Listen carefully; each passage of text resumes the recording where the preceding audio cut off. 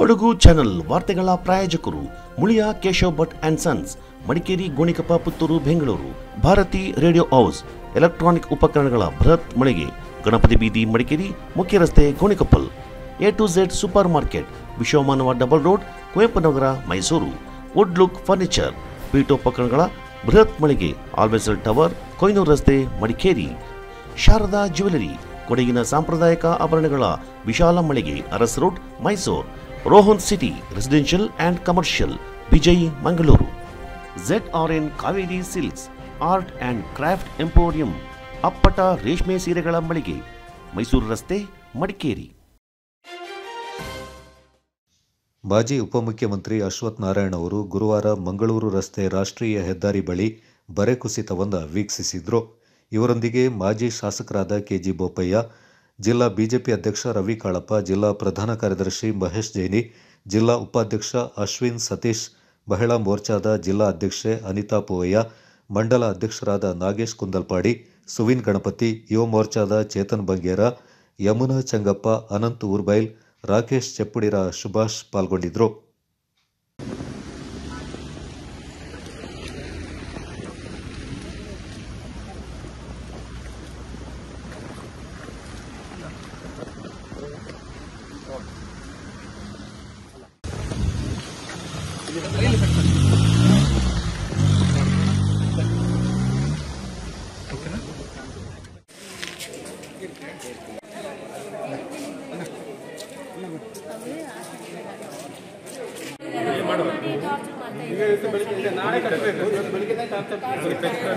Micro ಫೈನಾನ್ಸ್ಗಳು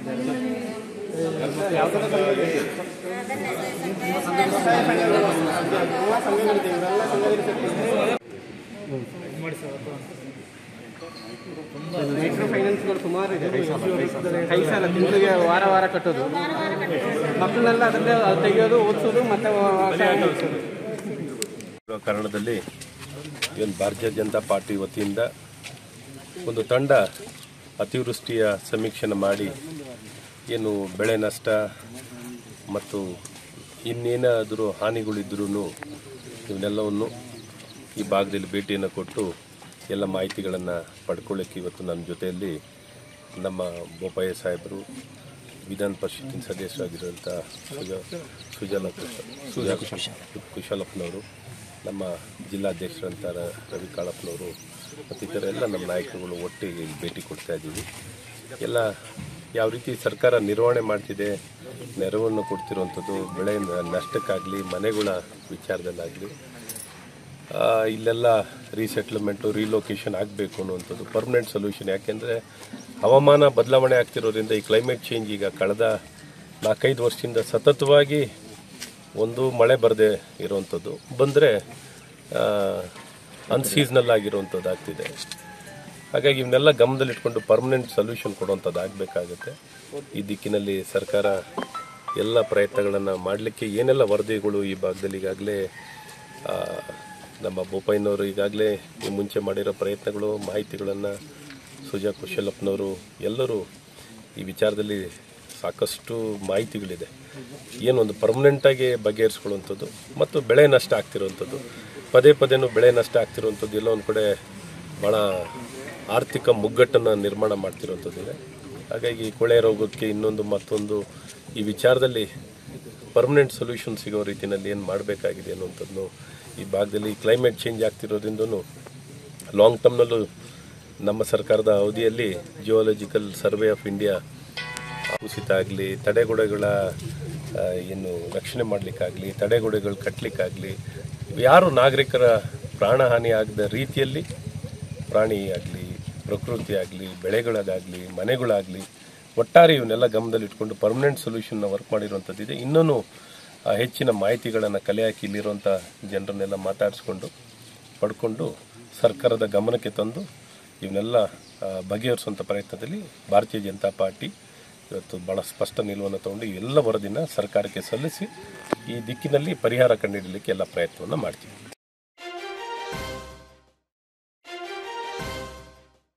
Somwarpet ತಾಲೂಕಿನ ಮಳೆಹಾನಿ ಪ್ರದೇಶಕ್ಕೆ ಮಡಿಕೇರಿ ಶಾಸಕ ಡಾಕ್ಟರ್ ಮಂತರಗೌಡ ಭೇಟಿ ನೀಡಿ ಪರಿಶೀಲಿಸಿದರು. ಸೋಮವಾರಪೇಟೆ ತಾಲೂಕಿನ ಚಂದಾಪುರ, ಒಡೆಯನಪುರ, ದೊಡ್ಡಂಬಳತೆ ಗ್ರಾಮಗಳಿಗೆ ಭೇಟಿ ನೀಡಿ ಮಳೆ ಹಾನಿ ಪರಿಶೀಲನೆ ನಡೆಸಿದ ಶಾಸಕರು ಸಂತ್ರಸ್ತರಿಗೆ ಆಹಾರ ಸಾಮಗ್ರಿಯ ಕಿಟ್ಗಳನ್ನು ವಿತರಣೆ ಮಾಡಿದರು.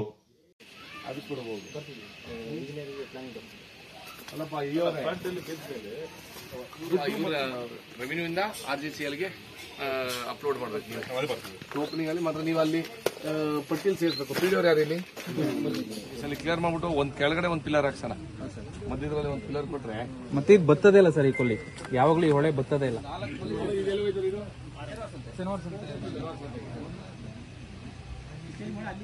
ಕರೆಕ್ಟಾಗಿ ಮಾಡ್ಕೊಡಿ ಅಣ್ಣ, ಒಂದು ಹುಷಾರಾಗಿ.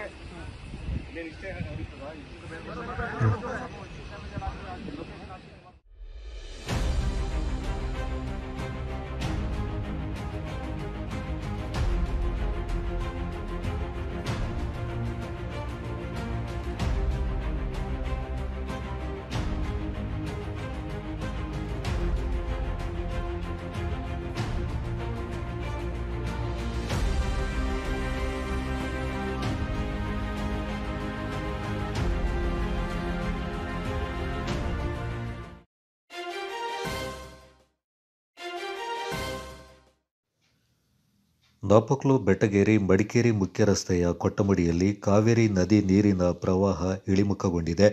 ಗುರುವಾರ ಬೆಳಿಗ್ಗೆ ವಾಹನಗಳು ಸಂಚರಿಸುವಂತಾಗಿದೆ. ಕಳೆದ 2 ದಿನಗಳಿಂದ ರಸ್ತೆಯಲ್ಲಿ ಪ್ರವಾಹ ಏರ್ಪಟ್ಟು ಸಂಚಾರ ಸ್ಥಗಿತಗೊಂಡಿದ್ದು, ಇದೀಗ ಮಳೆ ಕಡಿಮೆಯಾದ ಹಿನ್ನೆಲೆ ವಾಹನಗಳ ಸಂಚಾರ ಪುನರಾರಂಭಗೊಂಡಿದೆ. ಪ್ರವಾಹದಿಂದಾಗಿ ರಸ್ತೆಯ ಒಂದು ಭಾಗದಲ್ಲಿ ಕುಸಿತ ಉಂಟಾಗಿದ್ದು, ವಾಹನಗಳ ಸಂಚಾರಕ್ಕೆ ತೊಡಕು ಉಂಟಾಗಿದೆ. ಇದೇ ಸ್ಥಳದಲ್ಲಿ ಕೇಬಲ್ ಅಳವಡಿಸಲು ಚರಂಡಿ ಮಣ್ಣು ಕುಸಿದಿದ್ದು, ಬೆಳಿಗ್ಗೆ ಸ್ಥಳೀಯರಾದ ರಫೀಕ್ ಕೆಯು, ಅಬ್ದುಲ್ಲಾ ಪಿಎಂ, ಮೊಹಮ್ಮದ್ ಕೆಎ, ಮುನೀರ್ ಅಹಮದ್ ವಾಹನ ಸಂಚಾರಕ್ಕೆ ಅಡಚಣೆ ಉಂಟಾಗಿರುವುದನ್ನು ಕಂಡು ಬ್ಯಾರಿಕೇಡ್ ಹಾಗೂ ರಿಬ್ಬನ್ ಅಳವಡಿಸಿ ಅಪಘಾತಗಳು ಆಗದಂತೆ ಮುನ್ನೆಚ್ಚರಿಕೆ ಕ್ರಮ ಕೈಗೊಂಡರು. ಈ ಸಂದರ್ಭ ಮಾತನಾಡಿದ ಕಾರಗುಂದ ನಿವಾಸಿ ಪ್ರಕಾಶ್ ಉತ್ತಪ್ಪ, ಈ ಬಾರಿ ವಾಹನಗಳ ಸಂಚಾರಕ್ಕೆ ತೀವ್ರ ಅಡಚಣೆಯಾಗಿದ್ದು, ಇನ್ನಷ್ಟು ರಸ್ತೆ ಕುಸಿಯುವ ಹಂತದಲ್ಲಿದೆ. ಕೂಡಲೇ ಸಂಬಂಧಪಟ್ಟವರು ಸೂಕ್ತ ಕ್ರಮ ಕೈಗೊಳ್ಳಬೇಕೆಂದು ಒತ್ತಾಯಿಸಿದರು.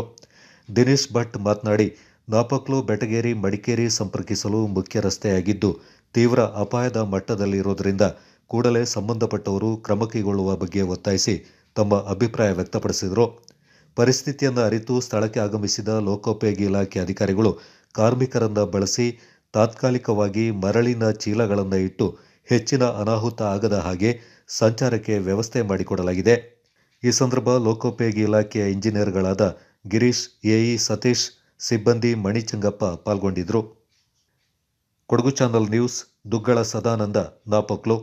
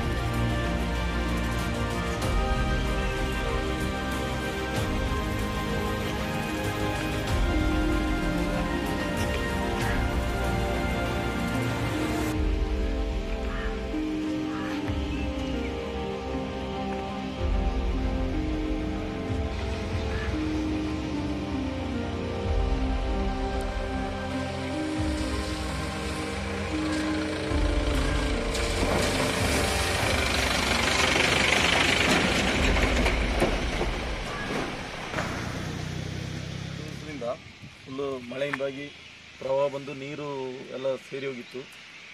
ಇವತ್ತಿಗೆ ನೀರು ಕಡಿಮೆ ಆಗಿದೆ, ಅಂದರೆ ರೋಡು ಸ್ವಲ್ಪ ಡ್ಯಾಮೇಜ್ ಆಗಿ ಸ್ವಲ್ಪ ತುಂಬ ಡ್ಯಾಮೇಜ್ ಆಗಿದೆ. ಈ ಕಡೆ ಎಲ್ಲ ರಾತ್ರಿ ಗೊತ್ತಾಗಿ ಮಳೆಗೆ ನೀರಿಗೆ ಗೊತ್ತಾಗ್ತಿರ್ಲಿಲ್ಲ. ಈಗ ಬೆಳಿಗ್ಗೆ ಬಂದು ನೋಡೋತ್ತಿಗೆ ಫುಲ್ಲು ಅರ್ಧ ಹೋಗಿದೆ ರೋಡು. ದೊಡ್ಡ ಗಾಡಿಗಳು ಹೋಗೋದು ಕಷ್ಟ ಆಗಿದೆ. ಅದರಿಂದ ಮುಂದೆ ಸಂಬಂಧಪಟ್ಟ ಇಲಾಖೆಯವರು ಇದನ್ನು ಸರಿಪಡಿಸಬೇಕು. ಇದರ ಮುಂದೆ ರೋಡ್ ರಿಪೇರಿ ಆಗ್ತಾ ಉಂಟು, ಅಲ್ಲಿ ಕೂಡ ಮಣ್ಣು ಕುಸಿದು ರೋಡು ಅಪಾಯದ ಸ್ಥಿತಿಯಲ್ಲಿ ಉಂಟು.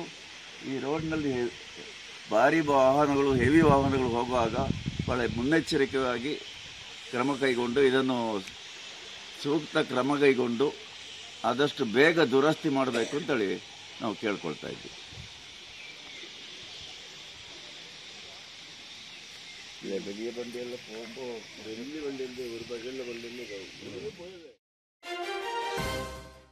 ಬಿಸಿನೆಸ್ ಇನ್ವೆಸ್ಟ್ಮೆಂಟ್ಗೆ ಹೊಸ ಲ್ಯಾಂಡ್ಮಾರ್ಕ್ ರೋಹನ್ ಸಿಟಿ. ವಾಣಿಜ್ಯ ಸ್ಥಳಗಳ ಮೇಲಿನ ಹೂಡಿಕೆಯ ಮೇಲೆ 7.5% ನಷ್ಟು ಗ್ಯಾರಂಟಿಡ್ ರಿಟರ್ನ್. ತಡ ಯಾಕೆ? ಈಗಲೇ ಇನ್ವೆಸ್ಟ್ ಮಾಡಿ. ನಿಮ್ಮ ಹೂಡಿಕೆಗೆ ಬೆಸ್ಟ್ ಪ್ರೈಸ್ ಸಿಗುವಾಗ ತಡ ಯಾಕೆ? ನಿಮ್ಮ ಸಕ್ಸೆಸ್ನ ಹೊಸ ಅಡ್ರೆಸ್ ರೋಹನ್ ಸಿಟಿ, ವಿಜಯ್, ಮಂಗಳೂರು.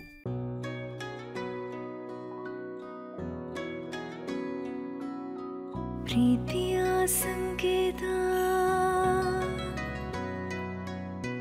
ಅಳಿಯದ ಸಂಬಂಧ, ನಗುವಿನ ಸೌಂದರ್ಯ, ಇದು ಸ್ನೇಹದ ಬಾಂಧವ್ಯ, ಒಲವಿನ ಪ್ರತಿಧ್ವನಿ ತಂದಿದೆ ಸಂದಸ, ಚಿನ್ನದ ಪ್ರತಿಹನಿ ತಂದಿದೆ ಸಂಭ್ರಮ. ಮುಳಿಯ ಜ್ಯುವೆಲ್ಸ್ ಕಣ ಕಣದಲು ಆನಂದ, ಮುಳಿಯ ಜ್ಯುವೆಲ್ಸ್ ಕಣ ಕಣದಲು ಸೌಂದರ್ಯ, ಮುಳಿಯ ಜ್ಯುವೆಲ್ಸ್ ಕಣ ಕಣದಲು ಆನಂದ, ಮುಳಿಯ ಜ್ಯುವೆಲ್ಸ್ ಕಣ ಕಣದಲು ಸೌಂದರ್ಯ. Mulia Jewels, creating happiness. One more opportunity for the student beyond academics to emerge as a leader. SBRR Mahajana First Grade Autonomous College, accredited A grade by NAC, having 4 decades of experience in higher education. Admissions open for the year 2024 and 25 for BCom, BA, BCA, BSc, BBA, BSc with Criminology and Forensic Science, Psychology and Biochemistry. In addition, BBA Hotel and Hospitality along with Aviation and International Tourism. NSS, NCC, Sports, Cultural and other co-curricular activities are encouraged. 30 plus value-added and skill enhancement courses. Meritorious students are provided free shift scholarships. Students with 95% and above in second PUC are exempted from program fee. Concession for all achievers in sports. Hostel facility for boys and girls. Contact Mahajana College, Mysuru.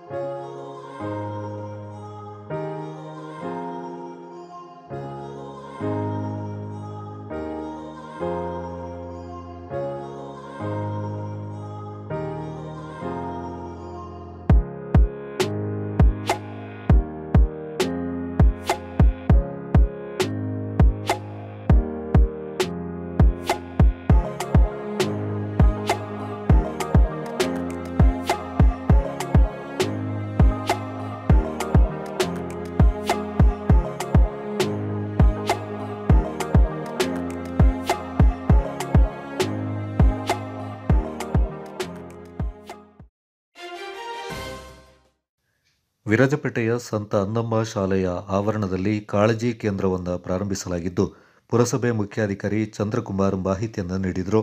Virajpet ನಗರದ ಮಲೆತಿರಿಕೆ ಬೆಟ್ಟದ ಭಾಗವಾದ ಅಯ್ಯಪ್ಪ ಬೆಟ್ಟ, ಅರಸು ನಗರ ಮತ್ತು ನೆಹರು ನಗರದ ಅಪಾಯಕಾರಿ ಅಂತರದಲ್ಲಿರುವ ಮನೆಗಳ ನಿವಾಸಿಗಳಿಗೆ ಮಳೆ ಹೆಚ್ಚು ಬೀಳುತ್ತಿರುವ ಕಾರಣ ಸುರಕ್ಷಿತ ದೃಷ್ಟಿಯಿಂದ ಮಳೆ ಕಡಿಮೆಯಾಗುವವರೆಗೆ ಈ ಕಾಳಜಿ ಕೇಂದ್ರದಲ್ಲಿ ತಂಗುವಂತೆ ಮನವಿ ಮಾಡಲಾಯಿತು.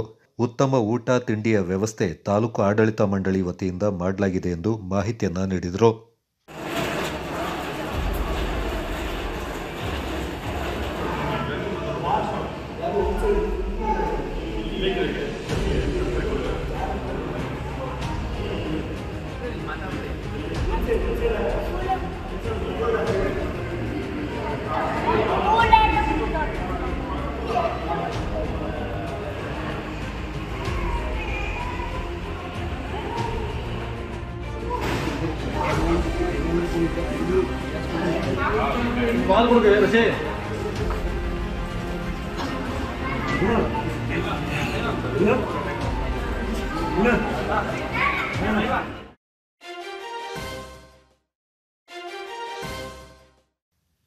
ಸೋಮವಾರಪೇಟೆ ಸಮೀಪದ ಗೌಡಳ್ಳಿ ಗ್ರಾಮ ಪಂಚಾಯಿತಿಗೆ ಸೇರಿದ ಚಂದಾಪುರ ಗ್ರಾಮದಲ್ಲಿ ಹಾಗೂ ಶುಂಠಿ ಮಂಗಳೂರು ಗ್ರಾಮದಲ್ಲಿ ಮಳೆ ಗಾಳಿಗೆ ಅನೇಕ ಮನೆಗಳು ಸಂಪೂರ್ಣ ಬಿದ್ದು ಹೋಗಿದ್ದು, ಇದನ್ನು ಕಂಡ ಕರ್ನಾಟಕ ರಕ್ಷಣಾ ವೇದಿಕೆ ಶಿವರಾಮೇಗೌಡ ಬಣದ ಅಧ್ಯಕ್ಷ ಫ್ರಾನ್ಸಿಸ್ ಡಿಸೋಜ ಅವರು ಇವರ ಕಷ್ಟಕ್ಕೆ ಸ್ಪಂದಿಸಿದ್ದಾರೆ.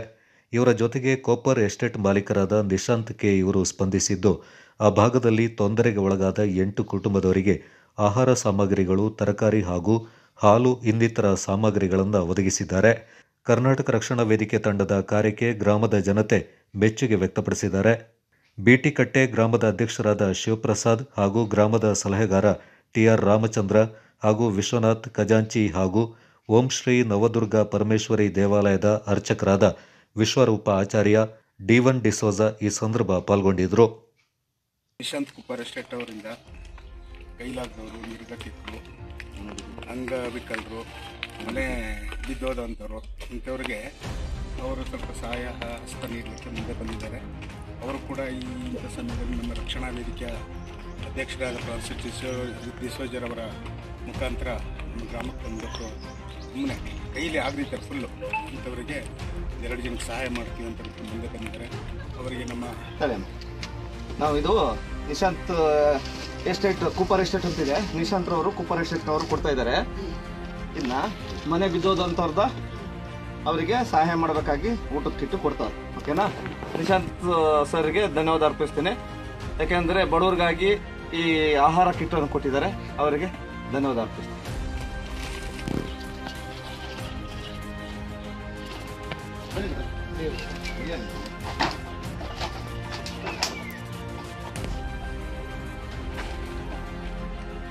ಇವತ್ತು ಕರ್ನಾಟಕ ರಕ್ಷಣಾ ವೇದಿಕೆಯಿಂದ ದಾನಿಗಳ ಸಹಕಾರದಿಂದ ನಾವು ಈ ಫುಡ್ ಕಿಟ್ಗಳನ್ನ ಕೊಡ್ತಾ ಇದ್ವಿ, ಆಹಾರ ಕಿಟ್ಗಳನ್ನ. ಯಾಕಂದ್ರೆ ಇವ್ರದ್ದೊಂದು ಮನೆ ಬಿದ್ದೋಗಿದೆ. ಈ ಮನೆ ಬಿದ್ದೋಗಿದೆ ಅಂತ ಹೇಳಿದಾಗ ನಾವು ನಿಶಾಂತ್ ಕುಪ್ಪರ್ ಎಸ್ಟೇಟ್ನವರ ಮಾಲೀಕರಿಗೆ ಹೇಳಿದಾಗ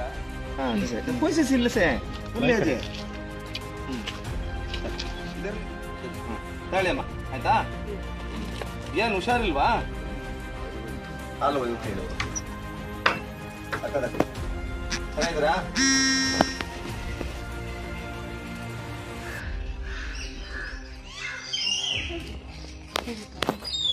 ಬಿದ್ದೋಗಿರ್ತಮ್ಮ ತಳಿಯಮ್ಮ ಬನ್ನಿ.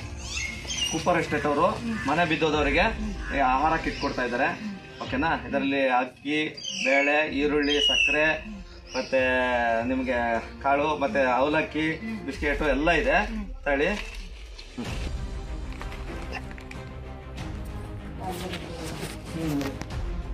ಮೈಸಣ್ಣ, ಇದು ಕೂಪರ್ ಎಸ್ಟೇಟ್ ನಿಶಾಂತ್ರವ್ರು ಕೊಟ್ಟಿದ್ದಾರೆ. ಮಕ್ಕಳೇ ಅಲ್ಲೇ ನಿಶಾಂತ್ರವ್ರು ಕೊಟ್ಟಿದ್ದಾರೆ. ಆಯ್ತಾ? ನಿಶಾಂತ್ರವ್ರು ಕೊಟ್ಟಿದ್ದಾರೆ. ಇವರು ನಿಮಗೆ ಹುಷಾರಿಲ್ವಲ್ಲ, ಮಲಗಿದ ಜಾಗದಲ್ಲಿ ಇದಿರಲ್ಲ ಅಂತ. ಆಯ್ತಾ? ಇದನ್ನ ಇದು ಕೊಟ್ಟಿದ್ದಾರೆ, ಇದು ನಿಮಗೆ. ಆಯ್ತಾ? ನೀವು ತಗೊಳ್ಳಿ. ಓಕೆನಾ?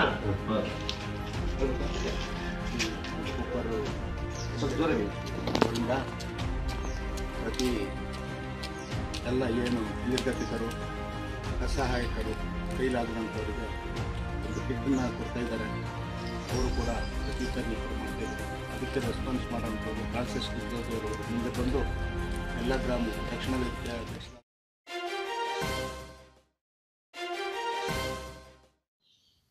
ಪೊನ್ನಂಪೇಟೆಯಿಂದ ಕಾನೂರಿಗೆ ತೆರಳುವ ಮುಗುಟಗೇರಿ ಗ್ರಾಮದ ಮುಖ್ಯ ರಸ್ತೆಯಲ್ಲಿ ಗುರುವಾರ ಬೆಳಗ್ಗೆ ಮಹೇಂದ್ರ ಜೀಪ್ ಬ್ರೇಕ್ ವೈಫಲ್ಯದಿಂದ ವಿದ್ಯುತ್ ಟ್ರಾನ್ಸ್ಫಾರ್ಮರ್ ಇರುವ ಕಂಬಕ್ಕೆ ಅಪ್ಪಳಿಸಿ ಮಗುಚಿಕೊಂಡಿದೆ. ಜೀಪಿನ ಮಾಲೀಕರಾದ ಹೊಟ್ಟೆಮಾಡ ಮಣ್ಣಪ್ಪ ಹಾಗೂ ಚಿನ್ನ ಎಂಬುವರಿಗೆ ಸಣ್ಣ ಪುಟ್ಟ ಗಾಯಗಳಾಗಿ ಪೊನ್ನಂಪೇಟೆಯ ಶ್ರೀ ರಾಮಕೃಷ್ಣ ಆಶ್ರಮ ಆಸ್ಪತ್ರೆಯಲ್ಲಿ ಚಿಕಿತ್ಸೆ ನೀಡಲಾಗಿದೆ. ಪೊನ್ನಂಪೇಟೆಯಿಂದ ಶ್ರೀಮಂಗಲ ಮಾರ್ಗವಾಗಿ ಕುಟ್ಟಕ್ಕೆ ತೆರಳುವ ರಸ್ತೆ ಭಾರೀ ಮಳೆಯಿಂದಾಗಿ ಕುಸಿದಿರುವ ಕಾರಣ ಕಾನೂರು ಮಾರ್ಗದಲ್ಲಿ ವಾಹನಗಳ ಸಂಖ್ಯೆ ಹೆಚ್ಚಾಗಿರುವುದರಿಂದ ಈ ರಸ್ತೆಯಲ್ಲಿ ಅಪಘಾತಗಳು ಹೆಚ್ಚಾಗಿ ಸಂಭವಿಸುತ್ತಿವೆ. ಅಪಘಾತದಲ್ಲಿ ಯಾವುದೇ ಪ್ರಾಣಹಾನಿ ಸಂಭವಿಸಿಲ್ಲ. ಸ್ಥಳಕ್ಕೆ ಗೋಣಿಕೊಪ್ಪ ಚೆಸ್ಕಾಂ ಇಲಾಖೆಯ ಜೆಇ ಹೇಮಂತ್ ಕುಮಾರ್ ಹಾಗೂ ಸಿಬ್ಬಂದಿಗಳು ಭೇಟಿ ನೀಡಿ ಮುಂದಿನ ಕ್ರಮ ಕೈಗೊಂಡಿದ್ದಾರೆ. ಕೊಡಗು ಚಾನಲ್ ವರದಿ ಚಂಪಾ ಗಗನ, ಪೊನ್ನಂಪೇಟೆ.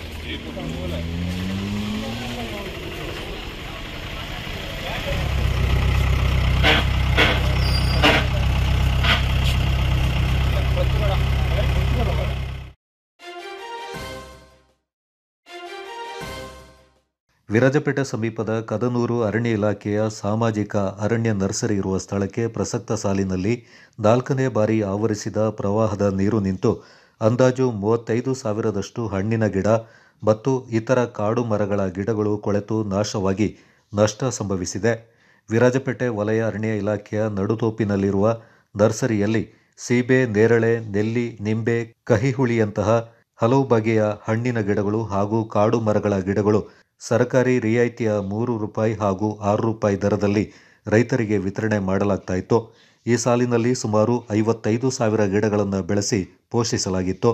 ಅದರಲ್ಲಿ ಅಂದಾಜು 25,000 ಗಿಡಗಳು ಈವರೆಗೆ ವಿತರಣೆಯಾಗಿದ್ದು, ಉಳಿದಂತೆ ಅಂದಾಜು 35,000 ಗಿಡಗಳು ಇದೀಗ ಈ ಸಾಲಿನ ನರ್ಸರಿ ಇರುವ ಸ್ಥಳಕ್ಕೆ ಪ್ರವಾಹದ ನೀರು ಆವರಿಸಿ ನೀರು ನಿಂತು ಕೊಳೆತು ಬಹುತೇಕ ಗಿಡಗಳು ನಾಶವಾಗಿದ್ದು ಅಪಾರ ಪ್ರಮಾಣದಲ್ಲಿ ನಷ್ಟ ಉಂಟಾಗಿದೆ ಎಂದು ವಲಯ ಅರಣ್ಯಾಧಿಕಾರಿ ಎಂ ನಿವೇದಿತಾ ಹಾಗೂ ಉಪವಲಯ ಅರಣ್ಯಾಧಿಕಾರಿ ಕೆಇ ಹಮೀದ್ ಮಾಹಿತಿ ನೀಡಿದ್ದಾರೆ. Kodagu channel news, Zakariya Napoklu.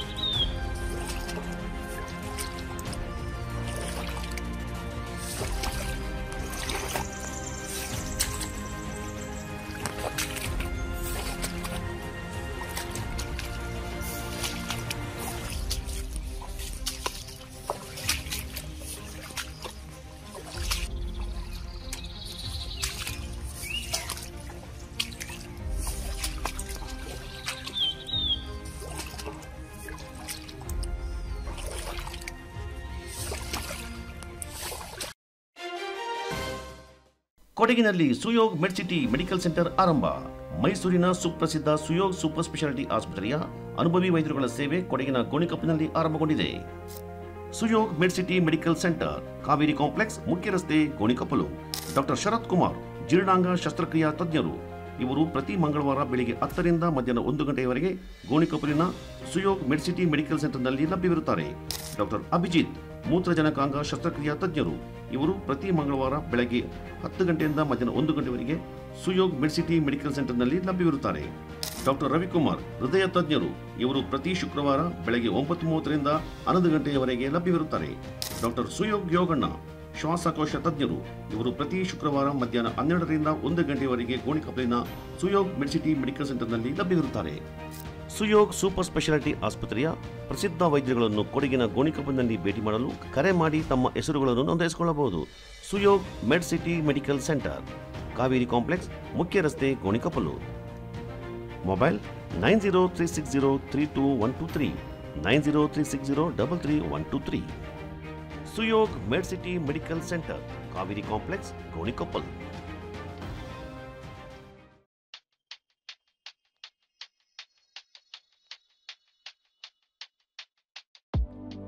Shining senses in your life.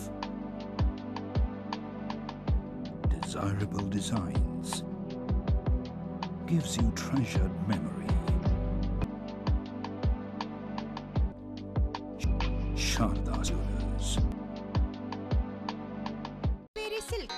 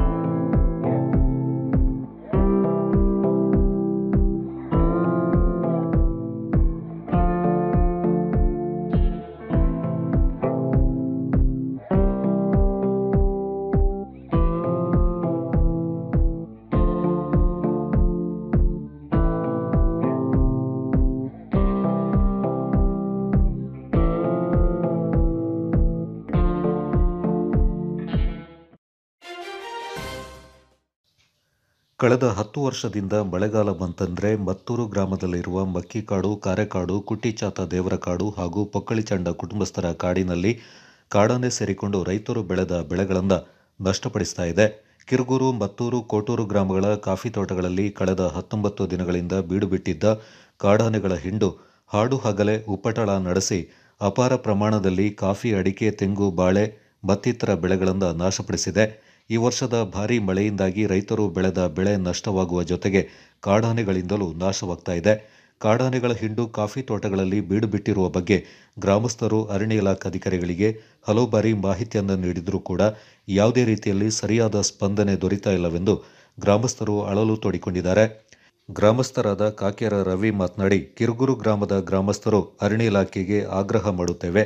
ಕಳೆದ 8-10 ವರ್ಷಗಳಿಂದ ಮತ್ತೂರು ಗ್ರಾಮದಲ್ಲಿ ಆನೆಗಳ ಹಾವಳಿ ನಿರಂತರವಾಗಿದೆ ಎಂದರು. ಕಿರುಗೂರು ಗ್ರಾಮ ಪಂಚಾಯತ್ ಅಧ್ಯಕ್ಷರಾದ ಚೆಪ್ಪಡಿರ ರಾಕೇಶ್ ದೇವಯ್ಯ ಮಾತನಾಡಿ, ಇತ್ತೀಚಿನ ದಿನಗಳಲ್ಲಿ ಕಿರುಗೂರು ಗ್ರಾಮ ಪಂಚಾಯಿತಿ ವ್ಯಾಪ್ತಿಯಲ್ಲಿ ಆನೆಗಳ ಉಪ್ಪಟಳ ಹೆಚ್ಚಾಗ್ತಾ ಇದೆ. ಅರಣ್ಯ ಇಲಾಖೆಯವರು ಕೂಡಲೇ ಆದಷ್ಟು ಬೇಗ ಆನೆ ಕಾರ್ಯಾಚರಣೆ ನಡೆಸಿ ಈ ಸಮಸ್ಯೆಗೆ ಒಂದು ಪರಿಹಾರ ನೀಡಬೇಕೆಂದರು. ಈ ಸಂದರ್ಭ ಕೊರಕುಟ್ಟಿರ ಉತ್ತಪ್ಪ, ಪೊಕ್ಕಳಿಚಂಡ ಸುಬ್ಬಾಗಣಪತಿ, ದೊರೆಮಣಿ ಕಾರ್ಯಪ್ಪ, ಬೋಪಣ್ಣ, ಪದಾರ್ಥಿ ಸುರೇಶ್, ಹರೀಶ್, ಆಲೆಮಾಡ ಜಗತ್, ಪುತ್ತಮನೆ ಶರಣು ಮತ್ತಿತರರು ಪಾಲ್ಗೊಂಡಿದ್ದರು. ಕೊಡಗು ಚಾನಲ್ ವರದಿ ಚಂಪಾ ಗಗನ, ಪೊನ್ನಂಪೇಟೆ. ಇತ್ತೀಚಿನ ದಿನಗಳಲ್ಲಿ ಈ ಆನೆ ಉಪ್ಪಟಳ ಕಿರುಗೂರು ಗ್ರಾಮ ಪಂಚಾಯಿತಿ ವ್ಯಾಪ್ತಿಯಲ್ಲಿ ದಿನದಿನಕ್ಕೆ ಜಾಸ್ತಿಯಾಗತೊಡಗಿದೆ. ಇದಕ್ಕೆ ಅಂತ್ಯ ಯಾವಾಗ ಅಂತೇಳಿ ಗೊತ್ತಾಗ್ತಾ ಇಲ್ಲ. ಈಗ ಹೋದ ವಾರ ಕಿರುಗೂರು ಗ್ರಾಮದಲ್ಲಿ ಯಾರೊಬ್ಬರನ್ನ ಆನೆ ಬೆರ್ಸಾಡಿದೆ. ಅವನೇನೋ ಅದೃಷ್ಟವಶಾತ್ ಬಚಾವಾಗಿದ್ದಾನೆ.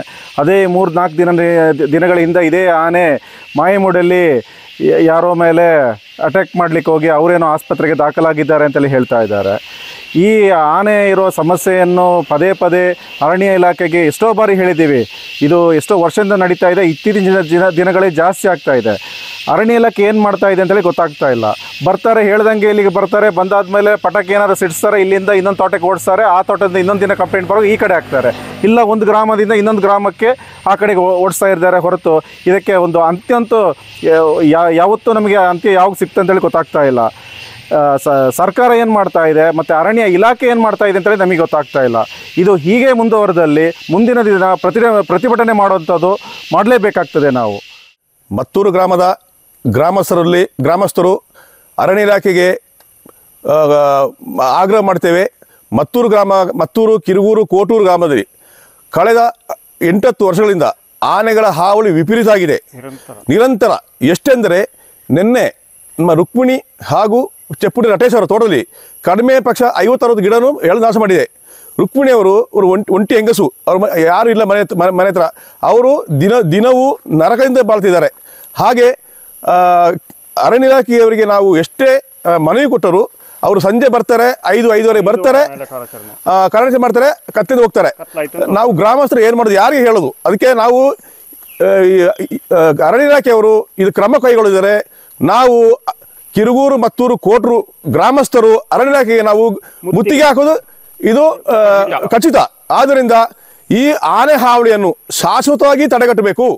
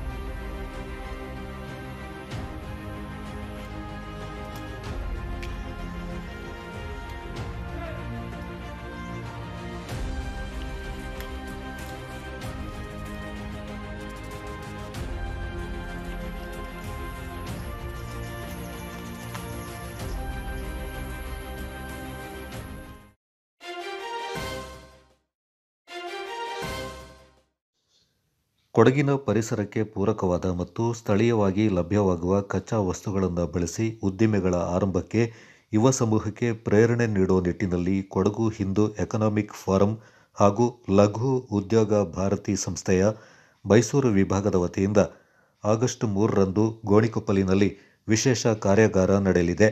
ಸುದ್ದಿಗೋಷ್ಠಿಯಲ್ಲಿ ಕೊಡಗು ಹಿಂದೂ ಎಕನಾಮಿಕ್ ಫೋರಂನ ಕಾರ್ಯಾಧ್ಯಕ್ಷ ಟಿ.ಕೆ. ಸುಧೀರ್ ಈ ಕುರಿತು ಮಾಹಿತಿಯನ್ನು ನೀಡಿ, ಅಂದು ಗೋಣಿಕೊಪ್ಪಲಿನ ಪರಿಮಳ ಮಂಗಳ ವಿಹಾರದಲ್ಲಿ ಬೆಳಿಗ್ಗೆ 10:30ರಿಂದ ಮಧ್ಯಾಹ್ನ 1:30ವರೆಗೆ ಯುವ ಉದ್ಯಮಿಗಳಿಗೆ ಕಾರ್ಯಾಗಾರದ ಮೂಲಕ ಉದ್ಯಮಿಗಳ ಕುರಿತು ಅಗತ್ಯ ಮಾಹಿತಿಗಳನ್ನು ಒದಗಿಸಲಾಗುತ್ತೆ ಎಂದರು.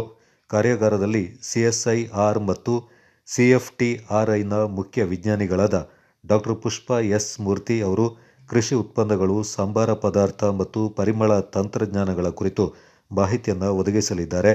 CSIR ಮತ್ತು CFTRIನ ವಿಜ್ಞಾನಿ ಡಾ. ನೇಗಿ PS ಅವರು ಹಣ್ಣು ಮತ್ತು ಹಂಪಲು ತಂತ್ರಜ್ಞಾನದ ಬಗ್ಗೆ ವಿವರಗಳನ್ನು ಒದಗಿಸಲಿದ್ದಾರೆಂದರು.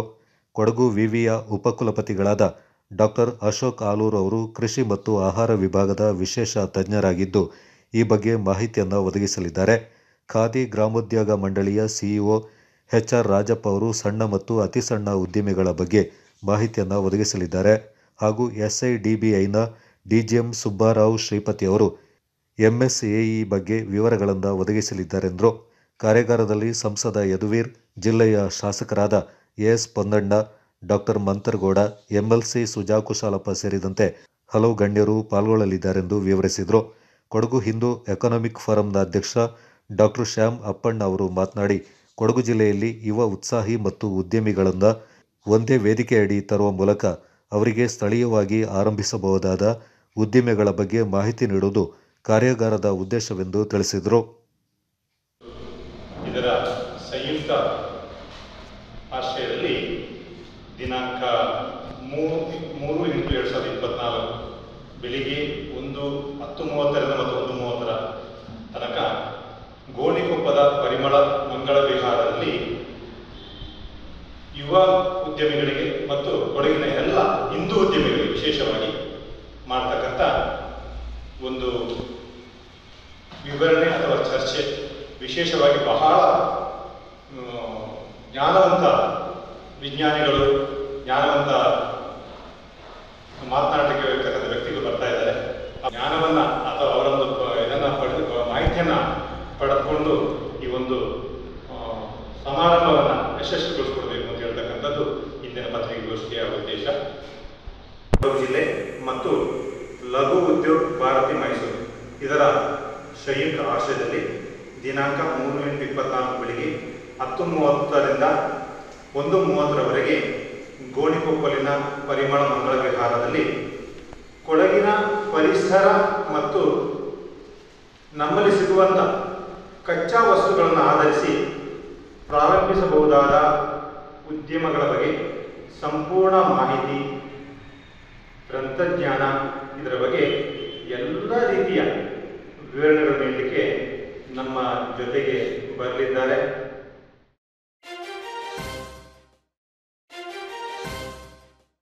ಮಡಿಕೇರಿ ತಾಲೂಕಿನ ಮದೆನಾಡು ಗ್ರಾಮದ 10 ವರ್ಷದ ಬಾಲಕಿ ಸಿಂಚನ 1 ನಿಮಿಷದಲ್ಲಿ 10 ಬಾರಿ ಚಕ್ರಾಸನ ಹೋಲೋ ಕಲಾತ್ಮಕ ಯೋಗದ ಲೆಗ್ ರೊಟೇಷನ್ ಭಂಗಿಯನ್ನು ಪೂರ್ಣಗೊಳಿಸುವ ಮೂಲಕ ಇಂಡಿಯಾ ಬುಕ್ ಆಫ್ ರೆಕಾರ್ಡ್ ಹಾಗೂ ಕರ್ನಾಟಕ ಬುಕ್ ಆಫ್ ರೆಕಾರ್ಡ್ ದಾಖಲೆ ನಿರ್ಮಿಸಿದ್ದಾಳೆ.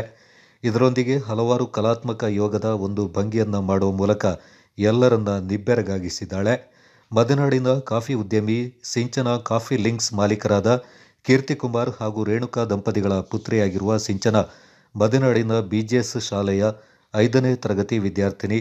ಅಭ್ಯಾಸದ ವೇಳೆ ನಿಮಿಷಕ್ಕೆ 10 ಬಾರಿ ಈ ಮಾದರಿಯ ಯೋಗ ಪೂರ್ಣಗೊಳಿಸ್ತಾ ಇದ್ದ ಸಿಂಚನ ಪ್ರಸ್ತುತ 20ಕ್ಕೂ ಅಧಿಕ ಬಾರಿ ಈ ವಿಶೇಷ ಯೋಗ ಮಾದರಿಯನ್ನ ಮಾಡ್ತಾಳೆ. ತಾಯಿ ರೇಣುಕಾ ಅವರು ಯೂಟ್ಯೂಬ್ನಲ್ಲಿ ಯೋಗದ ವಿವಿಧ ಭಂಗಿಗಳನ್ನು ನೋಡಿ ಮನೆಯಲ್ಲಿ ಬಿಡುವಿನ ವೇಳೆಯಲ್ಲಿ ಯೋಗಾಭ್ಯಾಸ ಮಾಡುತ್ತಿದ್ರು.